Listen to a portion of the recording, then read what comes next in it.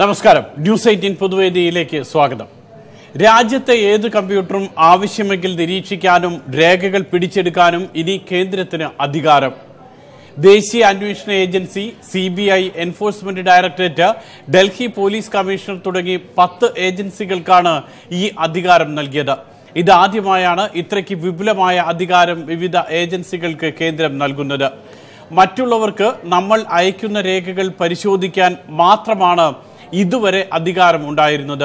എന്നാൽ നമ്മുടെ കമ്പ്യൂട്ടറുകളിൽ സൂക്ഷിച്ചു വെച്ചിട്ടുള്ളതോ അല്ലെങ്കിൽ നമ്മൾ സ്വന്തമായി വികസിപ്പിച്ചിട്ടുള്ളതോ ആയിട്ടുള്ള ഏതു രേഖയും ഇനി റവന്യൂ, ഇന്റലിജൻസ് അടക്കമുള്ള 10 ഏജൻസികൾക്ക് പരിശോധിക്കാം, പിടിച്ചെടുക്കുകയും ചെയ്യാം. തെരഞ്ഞെടുപ്പ് മുന്നിൽ കണ്ടുകൊണ്ട് ജനങ്ങളുടെ രഹസ്യങ്ങൾ ചോർത്തുകയാണോ ഈ സർക്കാരിന്റെ ലക്ഷ്യം? നമ്മുടെ സൈബർ സുരക്ഷ ആര് ഉറപ്പാക്കും? ന്യൂസ് 18 പൊതുവേദി ഇന്ന് പരിശോധിക്കുന്നത് ഈ വിഷയമാണ്. കമ്പ്യൂട്ടർ രഹസ്യങ്ങൾ സർക്കാർ ചോർത്തുന്നത് ശരിയോ? പ്രേക്ഷകർക്ക് പ്രതികരിക്കാം. വിളിക്കേണ്ട നമ്പർ 0471 661 5881. വാട്സ്ആപ്പ് വീഡിയോ വഴിയും പ്രതികരണം അറിയിക്കുക. പൊതുവേദിയിലേക്ക് ഒരിക്കൽ കൂടി സ്വാഗതം.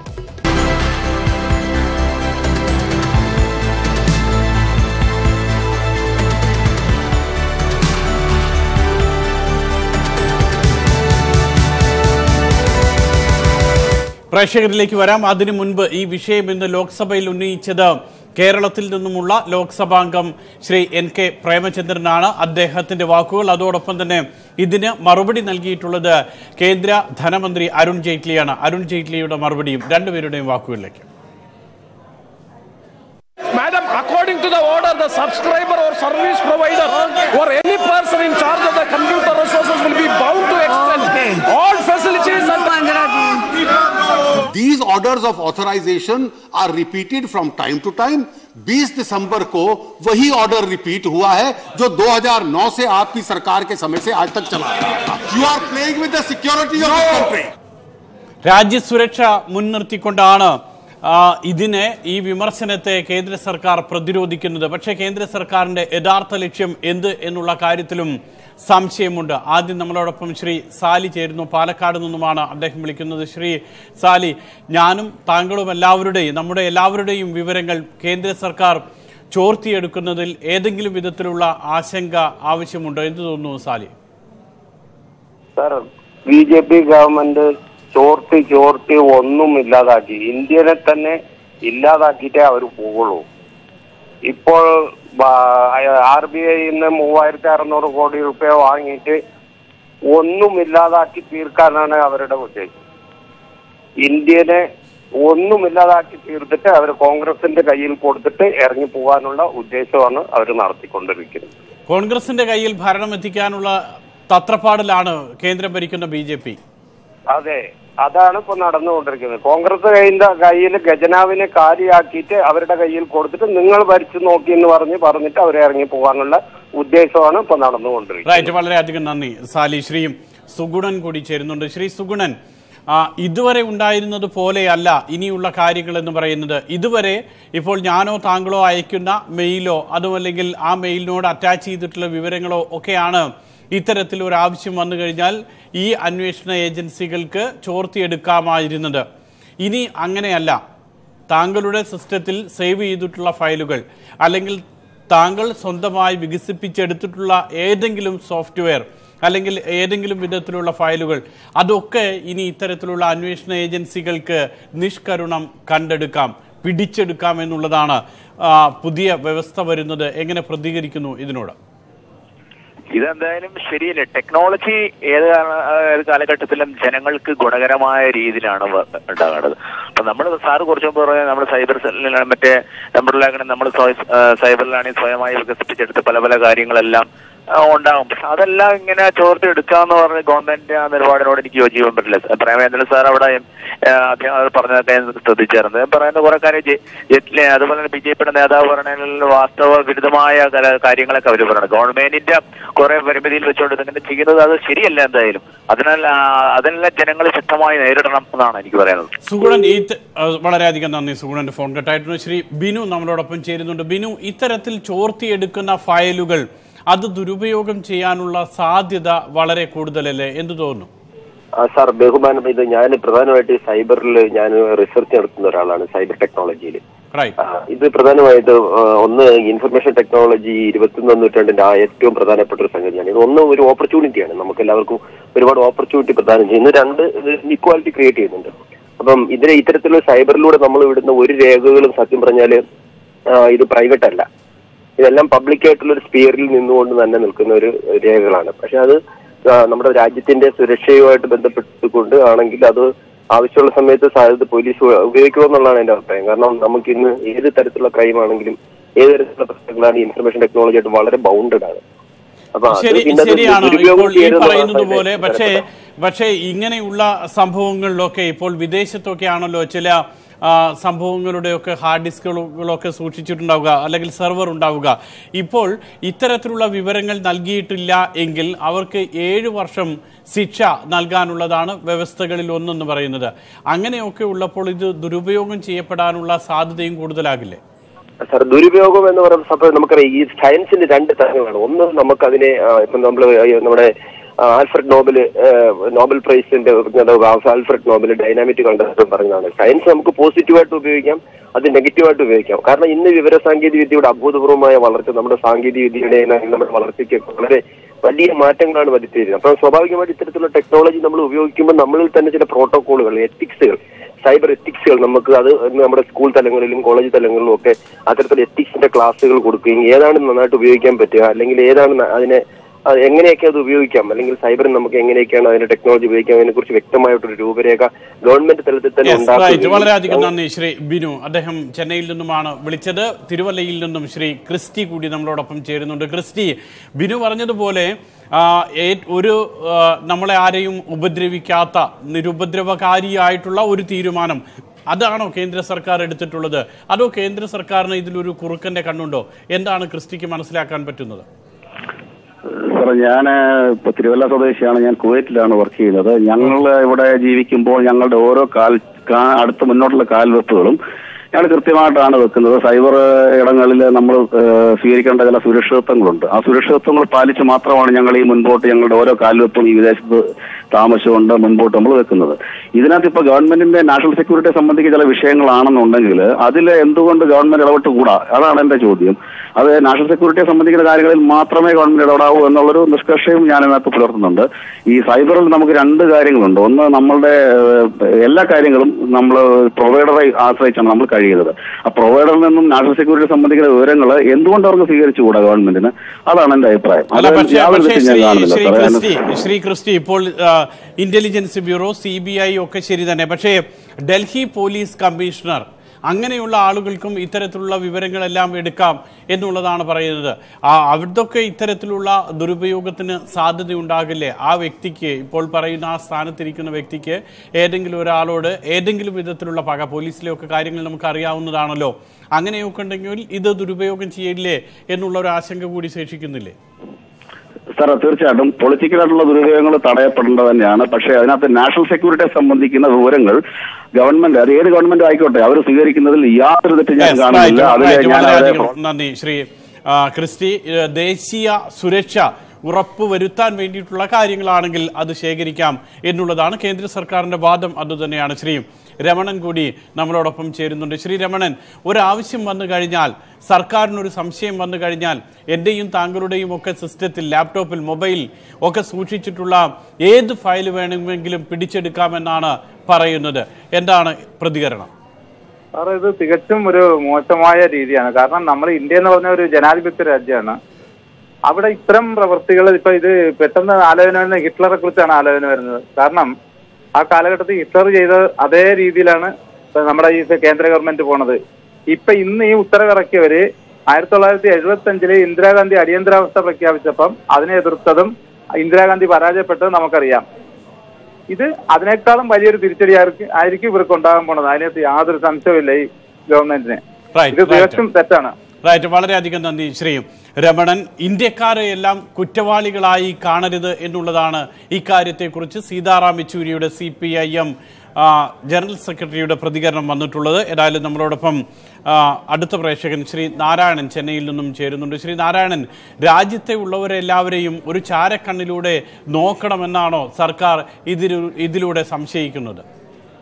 ചാരക്കണ്ണോടെ നോക്കണം എന്നുള്ളതല്ല. വാസ്തവത്തിൽ നമ്മളുടെ നാഷണൽ സെക്യൂരിറ്റി അതിൻ്റെ കൂടെ തന്നെ വന്നിട്ട് ഇവിടെ ടെററിസം, പല രീതിയിലുള്ള ടെററിസം, ഡയറക്റ്റ് ആയിട്ടും ഇൻഡയറക്റ്റ് ആയിട്ടും, പിന്നെ ഏതാനും വ്യക്തികളുടെ സൗകര്യത്തിനും സന്തോഷത്തിനും അവരുടെ പണം സമ്പാദിച്ച് വലിയ ആളാവാൻ വേണ്ടിയിട്ട് സാധാരണക്കാരനെ മാറ്റിക്കൊണ്ടിരിക്കുന്ന ഒരു കാലഘട്ടമാണ്. ചൂഷണം ചെയ്തിട്ടാണ് ഇന്ന് ഓരോരുത്തരും വലിയ വലിയ ആൾക്കാരായിരിക്കുന്നത്.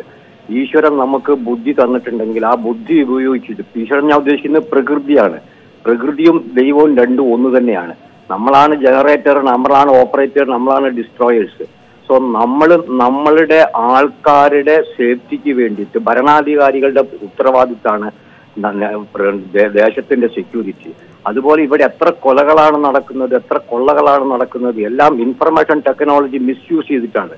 ഓരോന്നിന്റെയും പിന്നിൽ, ഓരോരോ കണ്ടുപിടുത്തത്തിന്റെയും പിന്നില് അത് നല്ല രീതിയിൽ ഉപയോഗിക്കാനാണ് കൊണ്ടുവരുന്നത്. വളരെയധികം നന്ദി ശ്രീ നാരായണൻ. ഓരോരോ കണ്ടുപിടുത്തങ്ങളും നല്ലതിനു വേണ്ടിയാകണം എന്നുള്ളതാണ്. ശ്രീ ബനീഷ് കൂടി നമ്മളോടൊപ്പം ചേരുന്നുണ്ട്. ബനീഷ്, ഈ കഴിഞ്ഞ ഇടയ്ക്ക് നമ്മൾ കണ്ടിരുന്ന കുറെ വാർത്തകളാണ്. കോടിക്കണക്കിന് ആളുകളുടെ ഉപയോക്താക്കളുടെ ഒക്കെ രഹസ്യ വിവരങ്ങൾ ഫേസ്ബുക്കിൽ നിന്നും മറ്റും ചോർന്നിട്ടുള്ള കാര്യങ്ങൾ. അതൊക്കെ മറ്റു വിധത്തിലുള്ള, അത് മാർക്കറ്റിംഗ് കാര്യങ്ങൾക്ക് വേണ്ടിയിട്ടാണെങ്കിലും അതുമല്ലെങ്കിൽ മറ്റ് സർവേകൾക്ക് വേണ്ടിയിട്ടാണെങ്കിലും എല്ലാം തന്നെ ഉപയോഗിക്കുന്നതായിട്ടുള്ള വിവരങ്ങളും നമുക്കറിയാം. അപ്പോൾ ഇത്തരത്തിൽ ഒരു ഭരിക്കുന്ന സർക്കാരിന് അത് ഏതെങ്കിലും വിധത്തിൽ ഉപയോഗിക്കണമെന്ന് തോന്നിക്കഴിഞ്ഞാൽ നമ്മുടെ ആരുടെ ഏത് ഫയൽ വേണമെങ്കിലും പിടിച്ചെടുക്കാവുന്ന ഒരു സാഹചര്യം, അത് നല്ലതാണോ ചീത്തയാണോ, എന്ത് തോന്നുന്നു ബനീഷ്? എനിക്ക് പറയാനുള്ളത്, മറ്റേ രാജ്യസുരക്ഷയുമായിട്ട് ബന്ധപ്പെട്ട കാര്യങ്ങൾ അത് നമ്മൾ ഇങ്ങനെ ചർച്ച ചെയ്യുന്നതിൽ വളരെ വിഷമമുണ്ട്. എന്താ വെച്ചാൽ റാഫേൽ ഇടപാട് എന്നൊരു സംഭവം ഉണ്ടായപ്പോ അത് മറ്റുള്ള രാജ്യങ്ങൾക്ക് തിരിക്കാന്നുള്ള രീതിയിൽ നമ്മളിവിടെ ചർച്ച ചെയ്ത് ഇതായി കഴിഞ്ഞു. അപ്പൊ അത് കോടതി തന്നെ പറഞ്ഞിട്ടുണ്ടായിരുന്നു, റാഫേൽ ഇടപാട് എന്ന് പറഞ്ഞിട്ട് രാജ്യസുരക്ഷയുമായിട്ട് ബന്ധപ്പെട്ടതാണെങ്കിൽ അത് പുറത്തുവിടാൻ പാടില്ല എന്നുള്ളത് കോടതി തന്നെ അനുകൂലമായിട്ട് പറയുന്ന ഒരു അവസ്ഥയിൽ വെറും രാഷ്ട്രീയ ഇതിന്റെ പേരിൽ നമ്മളത് കേന്ദ്ര സർക്കാരിന് കുറ്റം പറയുന്നതിൽ ഒരു അർത്ഥമില്ല. നമ്മൾ രാഷ്ട്രീയപരമായിട്ട് പല ഇതുണ്ടാവാം.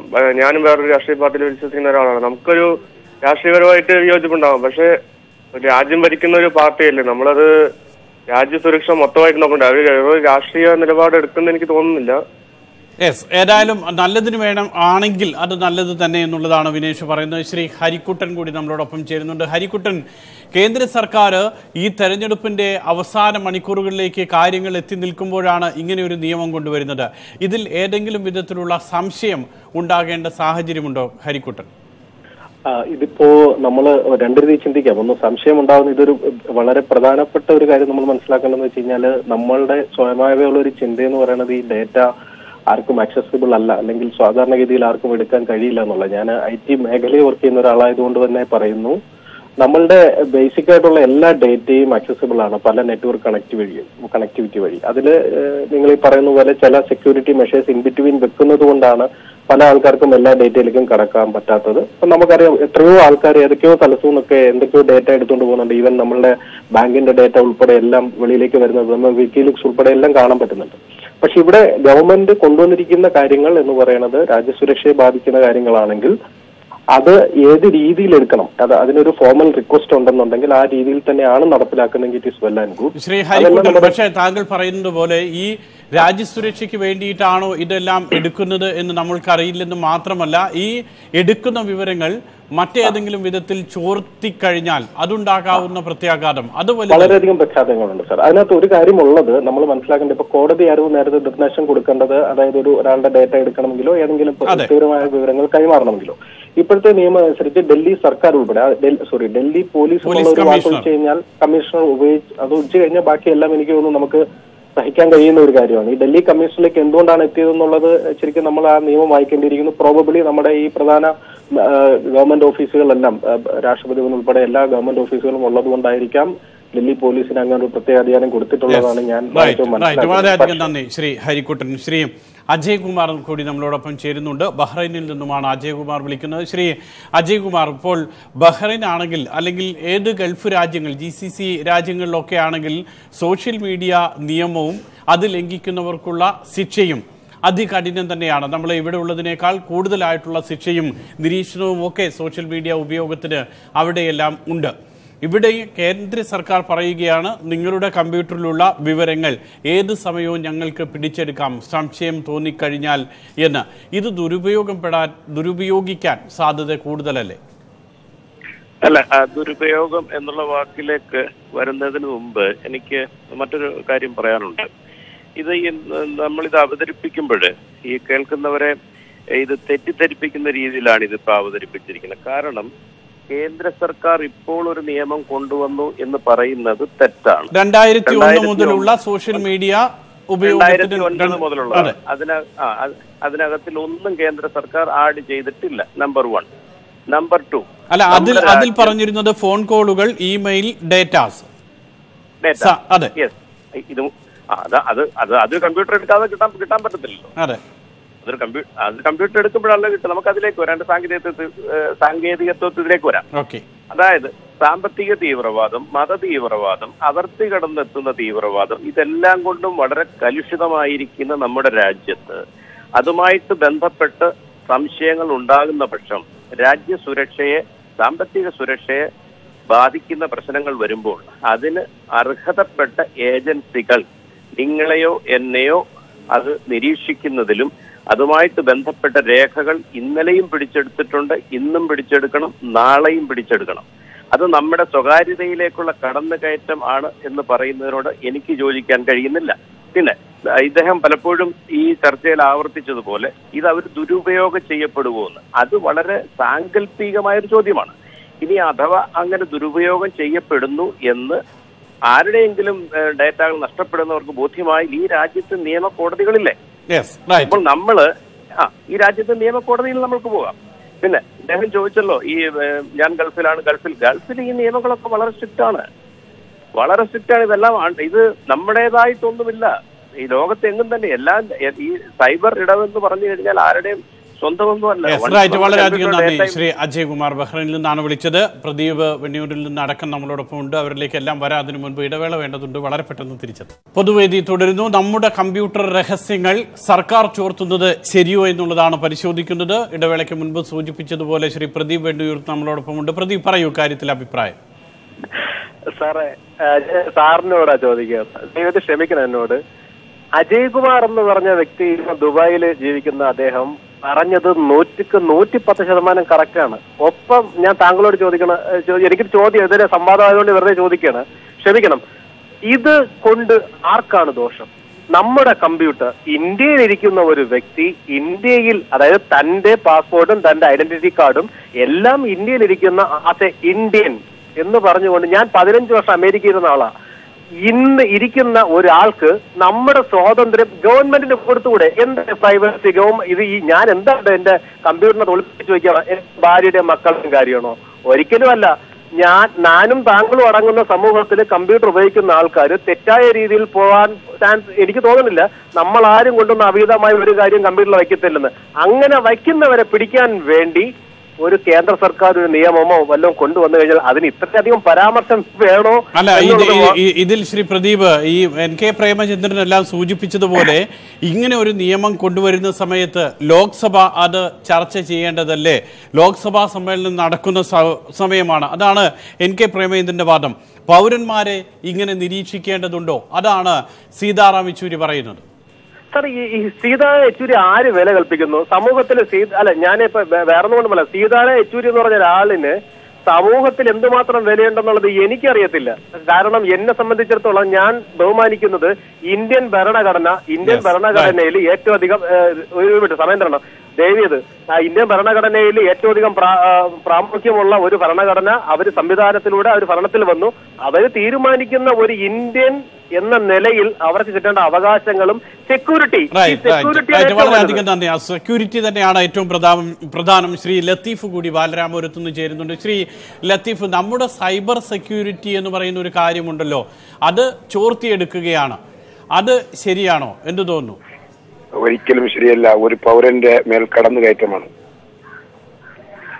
ഈ രാജ്യം ഒരു പൗരന് നൽകുന്ന എല്ലാവിധ പൗരാവകാശവും ലംഘിക്കുന്ന രീതിയിലാണ് കേന്ദ്ര സർക്കാർ ഈ നിയമത്തിലൂടെ കടന്നു കയറുന്നത്. കഴിഞ്ഞ തൊട്ടടുത്ത ദിവസങ്ങളിൽ നടന്ന പൊതു തിരഞ്ഞെടുപ്പുകളിൽ 5 സംസ്ഥാനങ്ങളിലും BJP തോറ്റു പരാജയപ്പെട്ടു. ആ പരാജയത്തിൽ നിന്നും മറച്ചു വെച്ചുകൊണ്ട് അടുത്ത ഭരണത്തിൽ എങ്ങനെയെങ്കിലും ഈ രാജ്യത്തെ ഭരണത്തിന് കീഴടക്കണം, ഭരണം പിടിച്ചെടുക്കുക എന്നുള്ള ലക്ഷ്യത്തോടു കൂടി BJP ആവിഷ്കരിച്ചിരിക്കുന്ന പദ്ധതികളിൽ ഒന്നാണ് ഈ തീരുമാനം. വളരെയധികം നന്ദി ശ്രീ ലത്തീഫ്. ഇത് തന്നെ പൗരന്മാരുടെ രഹസ്യങ്ങളിലേക്ക് നുഴഞ്ഞു കയറി അവരുടെ വിവരങ്ങൾ ശേഖരിച്ച് അത് ഏത് വിഭാഗം, എന്താണ് അവർക്കിഷ്ടം എന്നെല്ലാം ശേഖരിച്ച് ഡേറ്റ ഉണ്ടാക്കാനുള്ള നീക്കമാണോ ഇതിന് പിന്നിൽ എന്നുള്ളതാണ് സംശയം. ലത്തീഫ് ആണ് സംസാരിച്ചത്. ശ്രീ തുളസീധരൻ കൂടി നമ്മളോടൊപ്പം ചേരുന്നുണ്ട്. തുളസീധരൻ പറഞ്ഞോളൂ അഭിപ്രായം.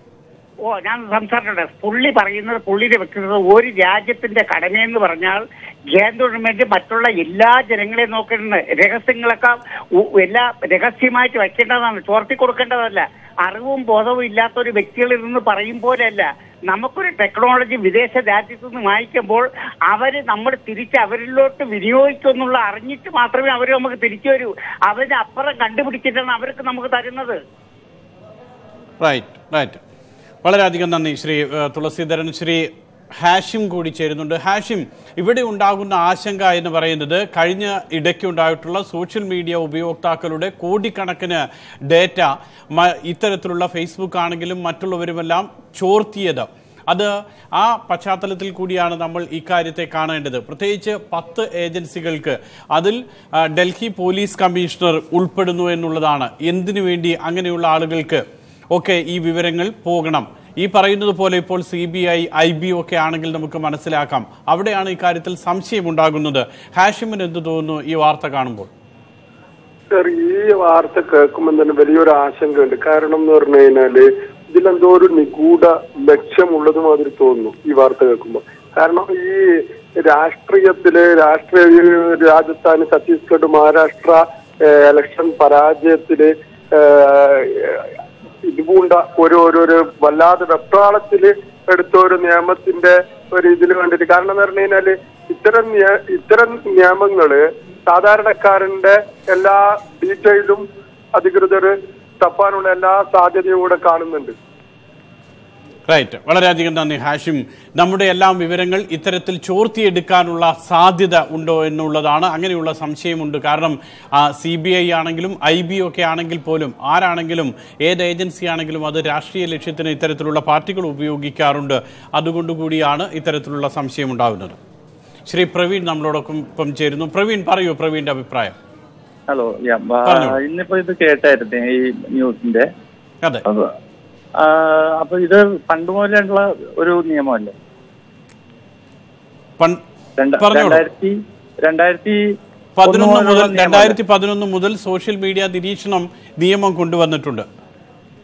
പിന്നെ ഇപ്പൊ ഇതെന്താ ഇത്ര വലിയൊരു വിഷയമായിട്ട് പറയുന്നത്? അല്ല, ഇതിൽ രണ്ടും വ്യത്യസ്തമാകുന്നത് എങ്ങനെയാണെന്ന് വെച്ച് കഴിഞ്ഞാൽ, നമ്മുടെ കമ്പ്യൂട്ടറിൽ സൂക്ഷിച്ചിട്ടുള്ള രേഖകൾ അന്ന് ഇത്തരത്തിൽ ചോർത്തിയെടുക്കില്ലായിരുന്നു. ഇപ്പോൾ നമ്മളുടെ ടെലിഫോൺ കോൾ ടാപ്പ് ചെയ്യുന്നത് പോലെ നമ്മുടെ മെയിൽ ID വേണമെങ്കിൽ ടാപ്പ് ചെയ്യാം. അങ്ങനെയൊക്കെ ആയിരുന്നു സംവിധാനം എന്ന് പറയുന്നത്. പുതിയ രീതി വരുമ്പോൾ അങ്ങനെയല്ല. നമ്മുടെ സിസ്റ്റത്തിൽ ശേഖരിച്ചു വെച്ചിട്ടുള്ള ഏത് രേഖ വേണമെങ്കിലും എടുക്കാൻ ഇവർക്ക് അവകാശം നൽകുന്നു എന്നുള്ളതാണ് ഇതിൽ ഒരാശങ്കയുണ്ടാക്കുന്നത്. അതിലേതെങ്കിലും എന്തെങ്കിലും രഹസ്യ സ്വഭാവം ഉണ്ടെങ്കിലല്ലേ പേടിക്കേണ്ട കാര്യമുള്ളൂ. വളരെയധികം നന്ദി. രഹസ്യ സ്വഭാവം എന്ന് മാത്രമാകില്ല, ഇത്തരത്തിലുള്ള ഡേറ്റാബേസ് എന്ന് പറയുന്നതാണ് ഈ കാലഘട്ടത്തിൽ ഏറ്റവും മൂല്യമത്തായിട്ടുള്ള കാര്യം എന്ന് പറയുന്നത്. വളരെയധികം നന്ദി. ശ്രീ ദീപക് പറഞ്ഞോളൂ. ഹലോ, പറഞ്ഞോളൂ.